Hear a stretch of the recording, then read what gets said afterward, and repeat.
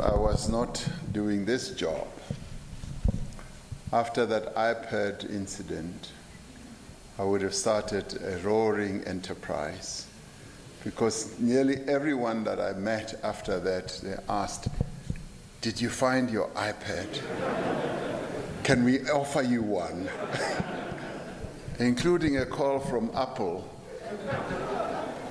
who, if I had continued with them in the conversation, they would have sent crates and crates of iPads to me.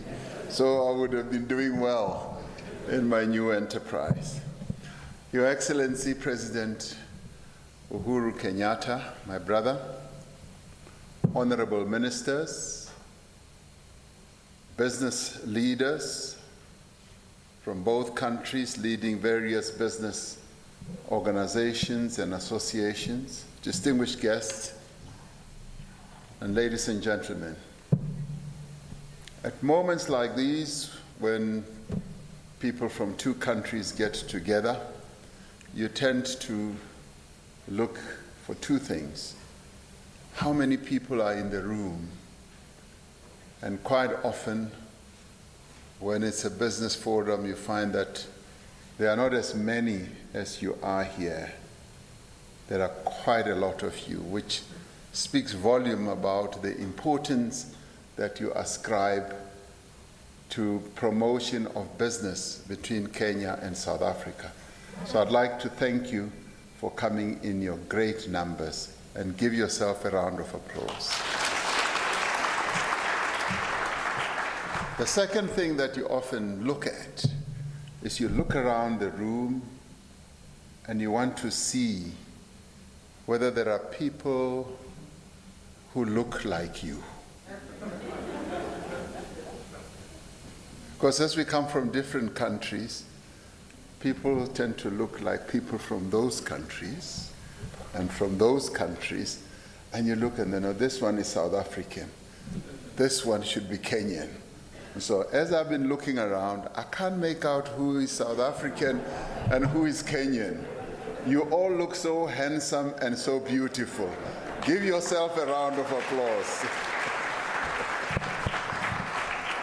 Genuinely, I couldn't make out, as the previous speaker was calling out Kenyan business leaders. I said, but they look, he looks like a South African. She looks like a South African. So it's wonderful. We're so similar in so many ways. I'd like to start off by thanking my brother, President Uhuru Kenyatta, for having taken the time to undertake this long journey to come to South Africa. We had long promised each other that we would visit each other's countries, and today he has honored me and the people of South Africa with his visit. We truly value this great visit from a great nation like Kenya and its leader and various other leaders who have come with him to South Africa. You humble us with your presence, and thank you very much for being here.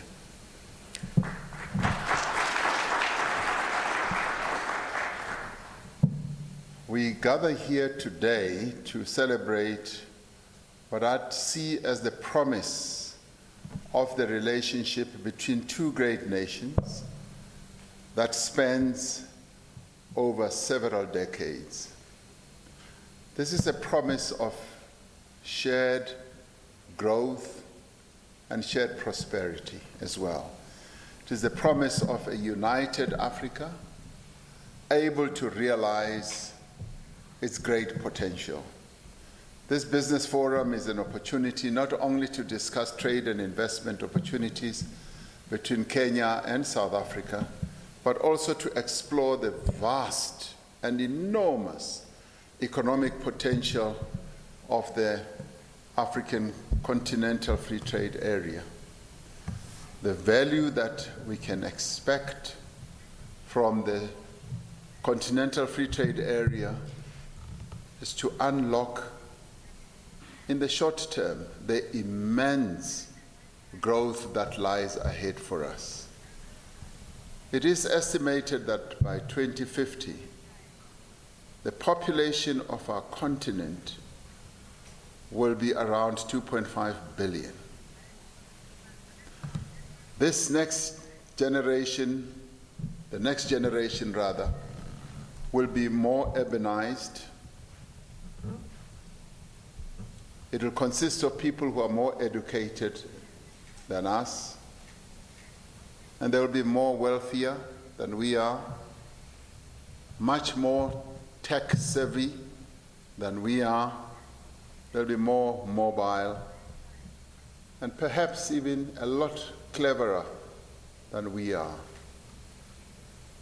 And they will be much better than any generation that has come before them.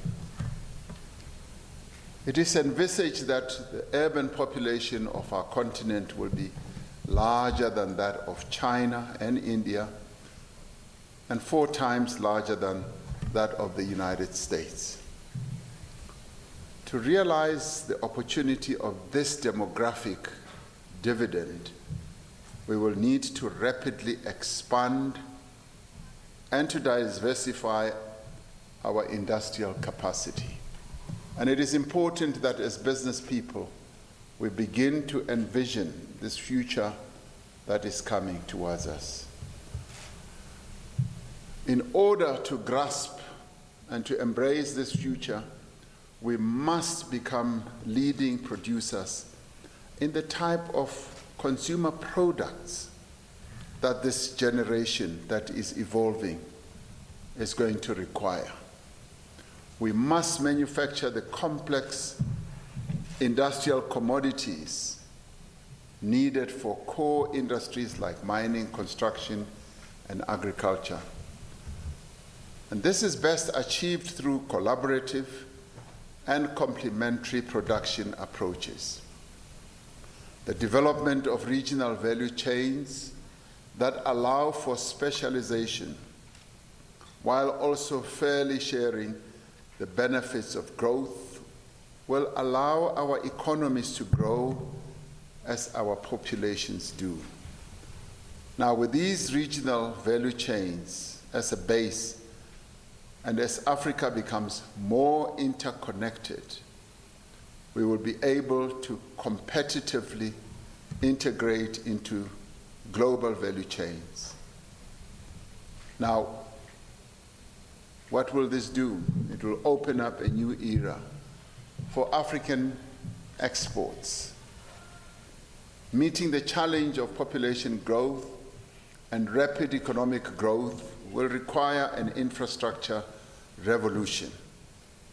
The African Development Bank estimates that Africa needs to spend between $130 billion and $170 billion a year to meet the infrastructure needs of our continent. That spending will connect the continent through new roads, rail, port infrastructure, while investment in information and communications technology will support the growth of a modern service and manufacturing economy. Infrastructure development will improve the business environment, but it will also unlock a number of growth opportunities for African manufacturers, for construction companies, and a number of service firms as well on our continent. Effectively mobilizing the scale of funding needed for such infrastructure requires risk-sharing partnerships among numerous private and public partners. At the same time, developers and implementers must be supported by comprehensive project preparation funding and support programs. As 2 leading economies in our respective regions, South Africa and Kenya have a key role to play in driving continental integration. Our existing regional value chains can be integrated by deepening bilateral economic relations and specifically by more direct collaboration in industrial and infrastructure projects that are of mutual interest. These efforts build on a long-standing trade and investment foundation. In the last 2 decades, over 40 South African companies have invested in the Kenyan market. Although these projects have an investment value of 6.84 billion rand and has created over 2,700 jobs in Kenya, South Africa ranks amongst the top 5 investors in the Kenyan market, but much more can be done.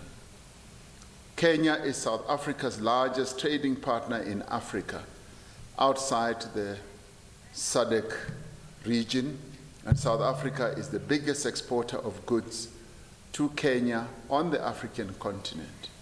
So the importance of our 2 countries to each other is quite enormous.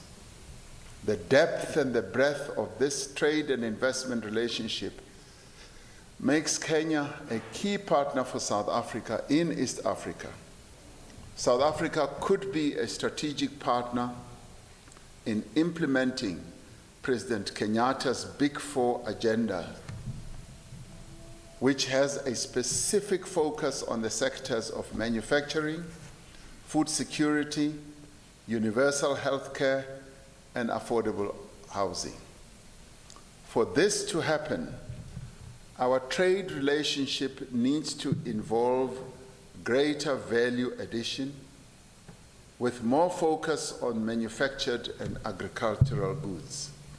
We need to take deliberate steps to achieve greater balance in our bilateral trade, which is currently heavily skewed in favor of South Africa. Mr. President, your High Commissioner, when she presented her letters of credentials to me not so long ago, looked me straight in the eyes and said, Mr. President, my mission here is to bring about a balance in our trade relationship. And this afternoon, as we were going up the steps, he said, Mr. President, do you remember what I told you when I presented my letters of credentials? I mumbled, yes. She says, no, maybe you don't remember. I told you that I want to balance the trade relations. Now, when a lady is serious and looks you straight in the eyes, you better wake up.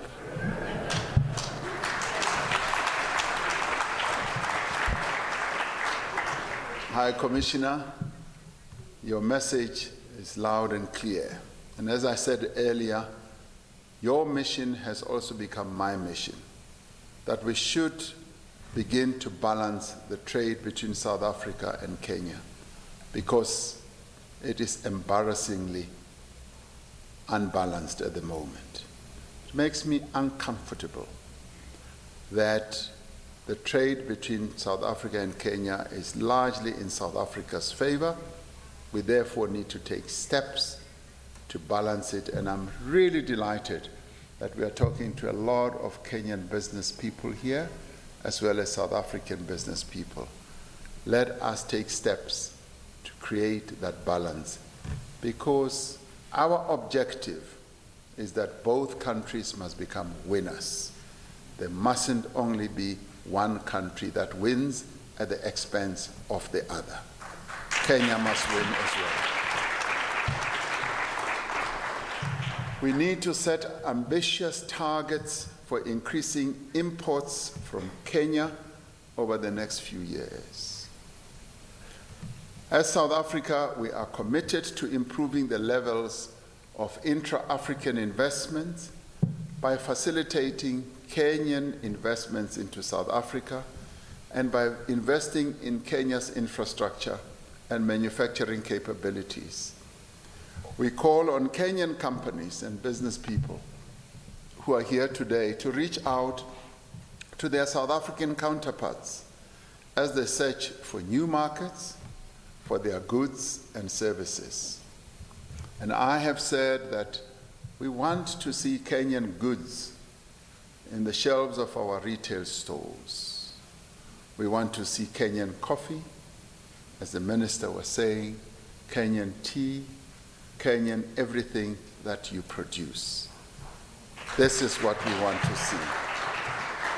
And African hands must make the goods and provide the services that Africans use. We must correct the distorted trade relationships that exist between African countries as well as the rest of the world. We can no longer simply be suppliers of raw materials to the rest of the world and become importers of consumer goods and capital goods. This has to be corrected. Our people want to see a change. As we produce the raw materials, we need to convert them into products, finished products that will be exported to other countries, so that the jobs remain here on this continent instead of creating jobs elsewhere. The Africa Continental Free Trade Area provides an opportunity for our continent to redefine its relationship with the rest of the world and meet the needs of our people for decent work and for decent standards of living. The value of African self-sufficiency was further underlined by the outbreak of COVID-19 early last year, which exposed our vulnerabilities as a continent. When supply chains were disrupted and we were left without critical goods. Left without critical supplies in those first few months, South African government worked with business and other stakeholders to repurpose and expand our industrial capacity to meet the need for medical ventilators, face masks, sanitizers, basic medicines, and later vaccines.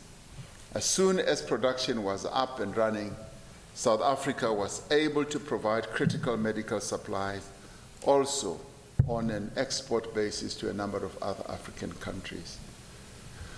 More than 100 million doses of vaccines have now been produced in South Africa, and there is agreement that the bulk of what is produced here will be targeted specifically for supply to the rest of the continent. Since those first steps, just 18 months ago, the market value of the COVID-related goods produced is estimated to be about $2 billion. This shows the great potential that exists for collaboration amongst all economic players in pursuit of an urgent and common goal. Trade is built on a bedrock of investment, and we must find ways of attracting more investment into our economies. Crucially, we must encourage African businesses to invest in each other's countries. The African Continental Free Trade Area should be underpinned by strong and ambitious rules of origin that require a high level of value add here on our continent. This is not about taking production away from any African country, but a focus on replacing the large import bill that Africa has with the rest of the world. We need to be proactive in developing a regional industrial vision that recognizes and builds on each country's unique capabilities. The AfCFTA is about using the combination of the continent's raw materials and industrial capacity, as well as its finance capacity, to produce quality finished goods for the local and global markets. It is about creating a market large enough to attract investors from across the world to set up their production and facilities on our continent. Now, the vision of African integration is closer than it has ever been. The promise of the AfCFTA will only be truly realized through engagements like the one that we are having today. We need governments, investors, entrepreneurs, and business leaders from various African countries to come together like this, like what you've been doing all day today, to explore new partnerships and to reach agreements that drive new trade and investment. And I hope that today, as you've been meeting, you've been able to move from contact to contract, that through your contact, you've crafted a number of contracts, like we saw earlier today with our airlines.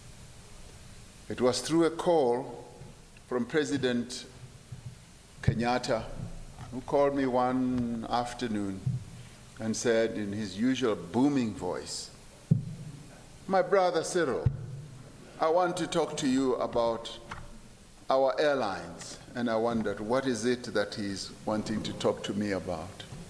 And I said, "My brother Uhuru, what is it you want to talk about?" He says, "No, I want to talk about the tie-up between Kenya Airways and South African Airways." Now that was like a presidential vision that he was putting forward. I'm rather pleased today that we have seen the signing of this agreement, because it is the vision that has emerged from the two countries that is possibly, hopefully, and definitely going to lead to something that both our two countries will be proud about when we set up. By working together, talking together, finding ways of crafting partnerships, and by recognizing the immense potential of our two countries and of our continent, we can build a more inclusive, more resilient, and more prosperous future for all our people. With your visit to our country today, President Kenyatta, I feel much more hopeful about the future of African integration. The warmth that prevails between our two countries, the warmth that I've seen amongst our ministers, the warmth that I'm also sensing here amongst our business people, and the warmth that you and I feel when we are together, behoves well for the future of the relations between the two countries. And with that, I truly thank you for being here, and I'm really delighted that this business forum seems to have yielded something much more concrete, as reported by the leaders of our business two organizations. So thank you very much for being here, and thank you for devoting time to talk about our integration. Thank you.